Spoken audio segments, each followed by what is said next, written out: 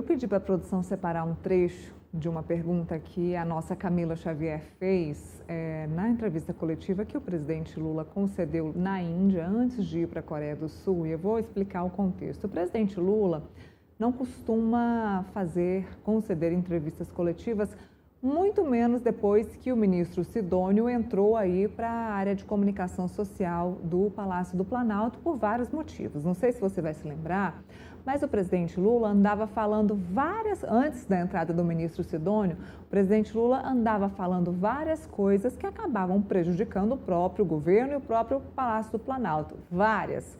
O ministro Sidônio não entrou, caiu o ministro Paulo Pimenta, que voltou aí para o cargo de deputado, entrou o ministro Sidônio, não à toa, para poder vetar mesmo que o presidente Lula falasse sem ter ali um papelzinho, um discurso pronto, ou uma conversa já combinada previamente. Pois bem, na finalização da viagem dele à Índia, ele concedeu uma entrevista coletiva e quem fez a pergunta de milhões? Camila Xavier, vamos ouvir a pergunta. Camila Xavier, do Metrópolis. Presidente, eu gostaria de saber o que o senhor pensa sobre as críticas que os evangélicos têm feito à ala neoconservadores em conserva, que foi para a avenida durante o carnaval, na homenagem da escola de samba ao senhor. Olha, eu vou te dizer uma coisa. Eu não penso. Porque, primeiro, eu não sou carnavalesco. Eu não fiz, o samba enredo. Eu não cuidei dos carros alegóricos. Eu apenas fui homenageado numa música maravilhosa, que foi uma pena que a minha mãe já tivesse morrido e não visse a música. A música, na verdade, é uma homenagem à minha mãe. É a saga dela de trazer os índios para São Paulo. Eu, sinceramente, acho que a escola fez uma coisa extraordinariamente. Não cabia ao presidente dar palpite nos carros alegóricos. Só cabia o presidente da República aceitar ou não, sabe, se ele queria ser homenageado. E eu aceitei. E sou muito grato à escola. Muito grato. Quando eu voltar para São Paulo e para o Brasil, eu vou visitar a escola para agradecer a homenagem que eles prestaram. A saga da Dona Lindu saindo de Garanhuns para São Paulo. Só isso. Felipe, a saga da Dona Lindu foi o menor dos espetáculos que aconteceu lá na Sapucaí, Foi a menor parte da homenagem da Acadêmicos de Niterói. E a Camila fez uma pergunta extremamente inteligente naquele momento que ele zero esperava ter que responder qualquer coisa sobre escola de samba. E você vê na cara, você vê no rosto, no semblante do presidente Lula o quanto ele ficou sem graça com a pergunta. E ele... Primeiramente, ele respondeu, eu não penso. Não penso porque não sou carnavalesco. Não penso porque não dei o meu palpite na escola de samba. Como não deu?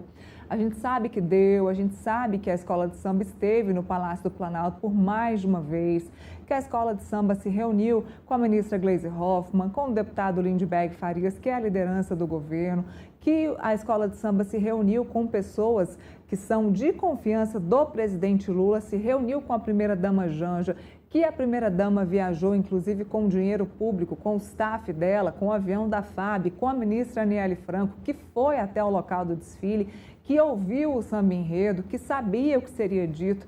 Como é que ele não sabia? Como não sabia?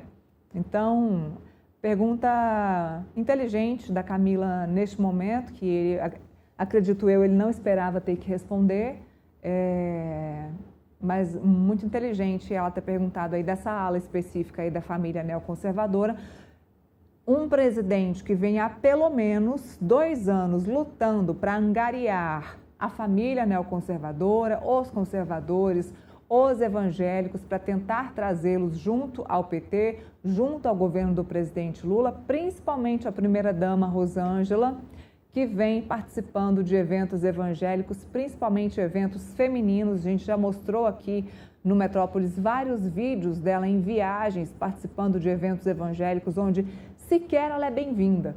Onde ela sequer é bem-vinda, e isso a gente consegue ver no rosto das pessoas. Então, depois de muita luta para tentar angariar parte desses evangélicos que crescem, cada dia que passa, o número de evangélicos cresce no país exponencialmente.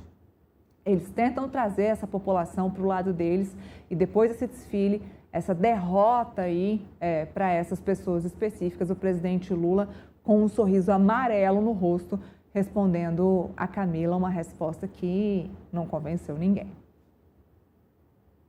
Não, exatamente, não convenceu ninguém, né? Camila foi no ponto, né? Realmente muito boa pergunta no momento em que a população precisava dessa resposta, né? E ele foi protegente, Lula. Falou que ele não foi o carnavalesco, ele não fez o samba, ele não criou as fantasias. Mas quando você pega aquela ala, né, que foi desenvolvida, né, nesse desfile, aí em homenagem ao presidente Lula, né, conservadores em conserva, é claramente uma afronta, né? Não só os evangélicos, como os conservadores em geral, né?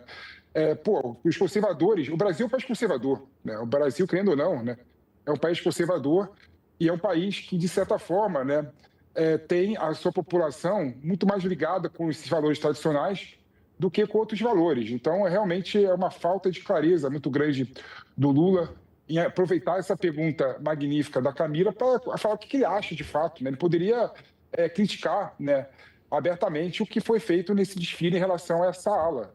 E aí tem um ponto que eu acho importante a gente falar para os nossos telespectadores, Neila.